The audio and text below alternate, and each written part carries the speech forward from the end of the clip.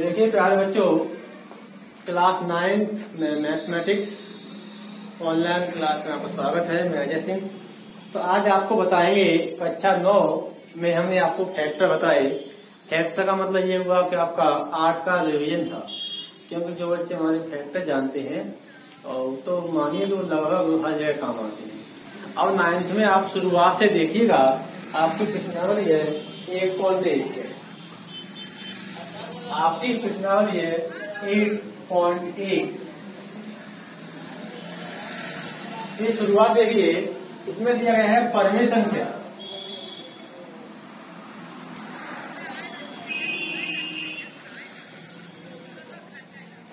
परमेय संख्या दिया गया है, रेशनल नंबर।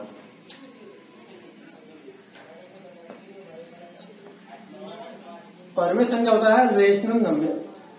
अब यहाँ होता क्या है, क्या होती है वह संख्या, यह भिन्न रूप को ही, भिन्नात्मक रूप को ही परमेय संख्या कहते हैं, या ऐसी संख्या जिसे P/Q के रूप में लिखा जा सकता है उसे परमेय संख्या कहते हैं। जैसे 2/5 परमेय संख्या है, 3/6 परमेय संख्या है, 7/2 परमेय संख्या है, 8/3 परमेय संख्या है। यानी ऐसी संख्या जिसे P/Q के रूप में लिख सकते हैं, इसमें P/Q के रूप में लिख सकते हैं, यानी अंश भी हो उसमें हर भी हो, उसे हम परमेय संख्या कहते हैं। But Q is not equal to 0, यानी बट क्यों Q लेकिन 0 के बराबर नहीं है। अगर 0 के बराबर हो जाएगा तो हमारी परमेय संख्या नहीं होगी। तो कह दिया है Q 0 के बराबर नहीं हो, यानी Q का मान 1 हो या 2 हो, इतना होना आवश्यक है। तो परमेय संख्या का मतलब हुआ कि ऐसी संख्या जिसे P/Q के रूप में लिख सकते हैं उसे परमेय संख्या कहते हैं, या जितनी हमारी भिन्नात्मक संख्या होती है उन्हें परमेय संख्या कहते हैं। और इसमें आप लोग देखिएगा आया का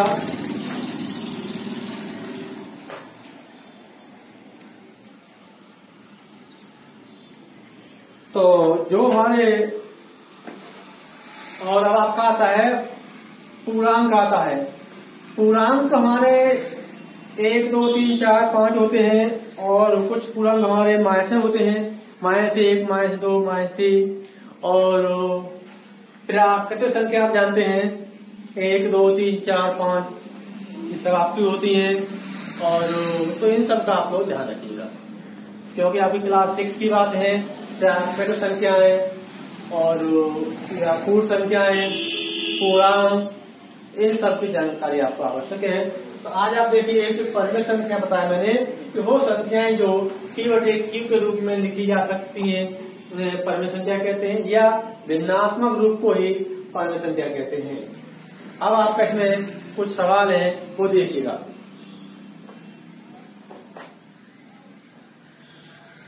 तो सवाल नंबर इसका पहला है, सवाल नंबर इसका पहला हमारा कह रहा है कि क्या शून्य एक परमेय संख्या है?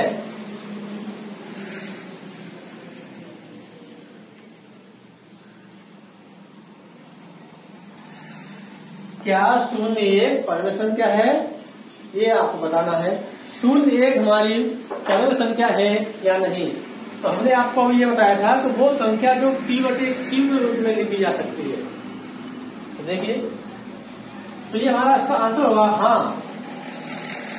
हाँ, शून्य एक परमेय संख्या है।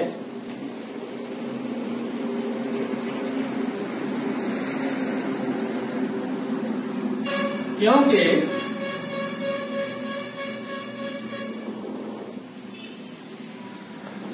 इस शून्य को हम लिख सकते हैं 0/1, 0/1, क्योंकि 0/1, 1 में 1 का भाग देंगे 0 में, तुम्हारा कितना आएगा, 0 आएगा, जो हमारा P/Q के रूप का है, P/Q के रूप का है।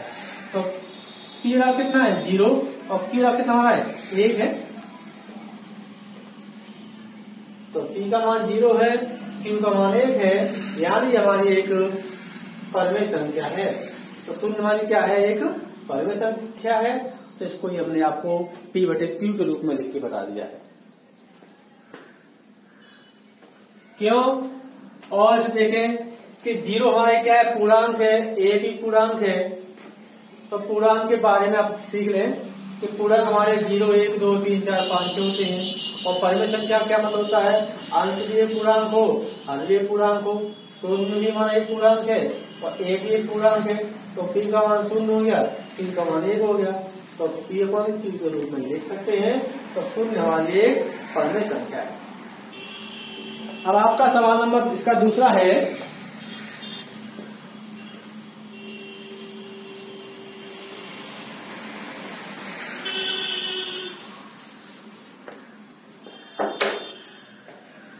सवाल नंबर 2, 3 तथा 4 के मध्य 6 परमेय संख्याएं।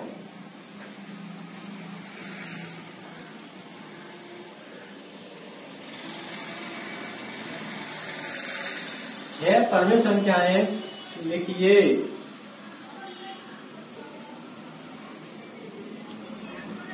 तीन और 4 के मध्य 6 परमेय संख्याएं लिखिए। तो इसके लिए हम लोग क्या करेंगे, तो 6 हमारी परमेय संख्या है। कितनी? 6। तो इसका हम लोग एक हल देखेगा। तो 6 परमेय संख्या ज्ञात करनी है तो हम क्या करेंगे, इस 6 को ले लीजिए, 6 में 1 जोड़ दीजिएगा, कितना हो गया, 7। 6 में 1 जोड़ दीजिएगा, कितना हो गया, 7। अब 7 का अंश और हर में गुणा करना है। कहां पर करना है, 3 में। कितना करना है, 3 में करिए। तो 3 जगह है, तो 3 गुणे 7 गुणे 7 का अंश गुणा कर दिया, 7 का हर में कर दिया, 7 हमारा कर देगा। तो हमारा कितना आ गया, 21/7। 7 से भाग देंगे तो 3 हुआ, यानी हमारा ये 3 आ गया। अब हम क्या करेंगे, 3 और 4 के बीच की बात होगी ना। तो 3 कहाँ है, शुरुआत में, 4 कहाँ है, लास्ट में होगा। तो हम अब लिख देंगे कि 21/7। इसके कौन सी है, पहली है हमारी, 3 हो गई। अब ये 1 बढ़ा दो, 22/7, 23/7, 24/7, 25/7, 26/7, 27/7, 28/7। क्योंकि इसमें हम लोग ये देख पा रहे हैं कि 21/7 हमारा का मतलब क्या है, 3 मतलब है ना।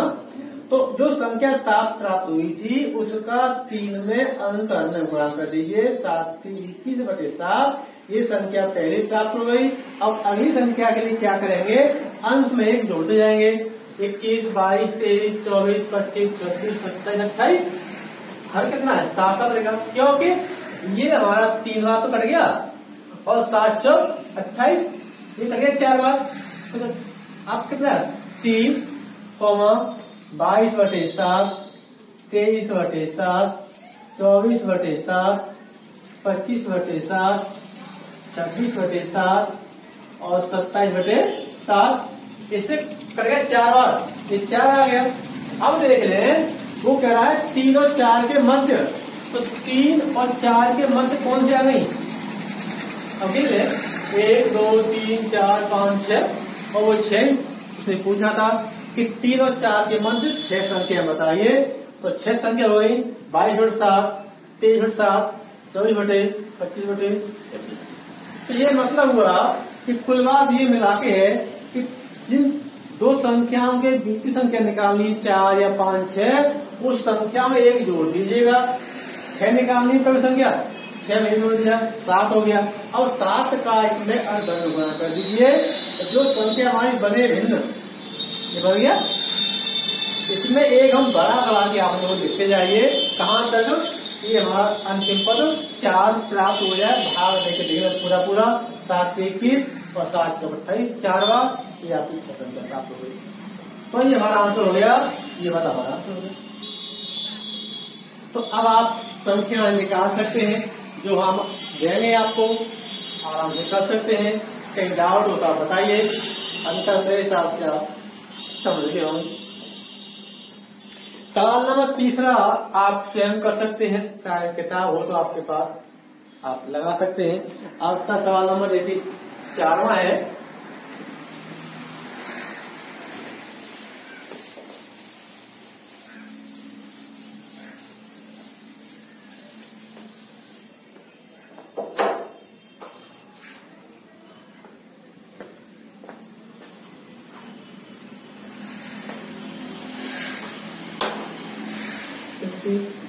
सवाल नंबर 4, इसमें क्या है कि सत्य असत्य छांटने हैं।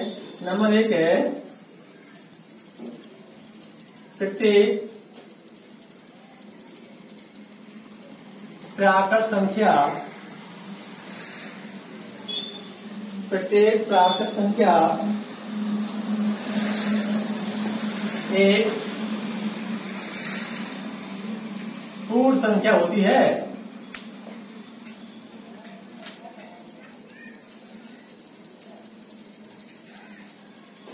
ये कह रहा है प्रत्येक प्राकृत या प्राकृतिक नेचुरल नंबर एक पूर्ण संख्या होती है। ये सत्य का सत्य है, ये सत्य है, क्या हमारी सत्य है। सत्य क्यों है कि नेचुरल नंबर हमारे होते हैं 1, 2, 3, 4, 5, 6, 7 डॉट डॉट, और जो हमारे नेचुरल नंबर होते हैं उन्हीं को हम पूर्ण संख्या भी कहते हैं। 1, 2, 3, 4, 5, 6, 7, 8। यह हुआ कि प्रत्येक प्राकृत संख्या हमारी पूर्ण संख्या होती है। अब इसका दूसरा दिया है पार्ट हमारा, प्रत्येक पूर्णांक, प्रत्येक पूर्णांक, प्रत्येक पूर्णांक एक पूर्ण संख्या होती है।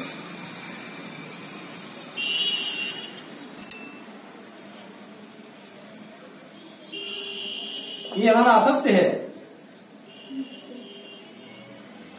प्रत्येक पूर्णांक एक पूर्ण संख्या होती है, क्योंकि हमारे जो पूर्णांक होते हैं ना, क्या होते हैं पूर्णांक।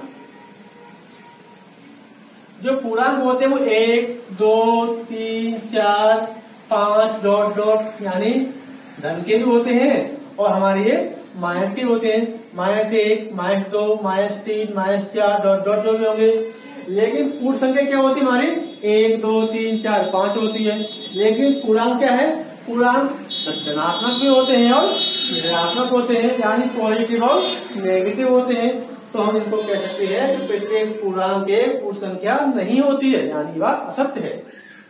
क्यों, पूर्णांक में धनात्मक होते हैं और आपके ऋणात्मक होते हैं, तो हमारी बात असत्य है। और नंबर 3 इसका देखिए,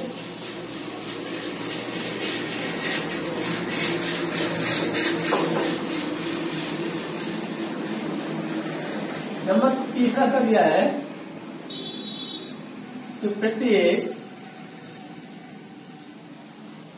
परिमेय संख्या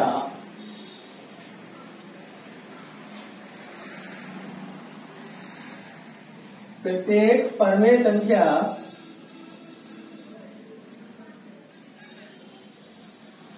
एक पूर्ण संख्या होती है।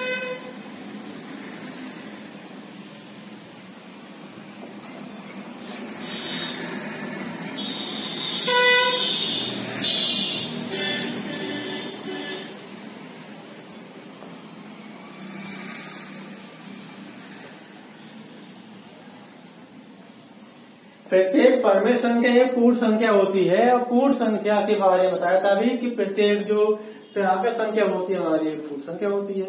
लेकिन परिमेय संख्या क्या होती है हमारी, कि जो संख्या p/q के रूप में लिखी जा सकती है, या भिन्नात्मक रूप को ही परिमेय संख्या कहते हैं। क्या 2/3 क्या हमारा परिमेय संख्या है, 4/5 क्या है परिमेय संख्या है, 7/8 क्या है एक परिमेय संख्या है। और पूर्ण संख्या में क्या होती है 1, 2, 3, 4, 5 होती है। तो क्या हुआ, ये हमारा कैसा है भिन्न का रूप है, ये हमारे क्या है नेचुरल नंबर है। तो ये हुआ कि प्रत्येक परम संख्या पूर्ण संख्या नहीं होती है, तो ये हमारा असत्य है।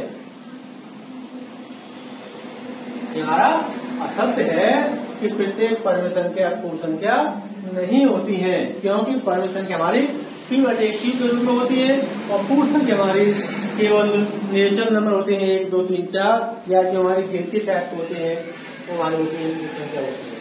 तो ये हमारा कैसा है? असत्य है। तो ये तुम्हारा 1.1 था जो प्रश्नावली वो समाप्त हो गया। कल कराएंगे 1.2, तब तक के इतना ही अच्छा है।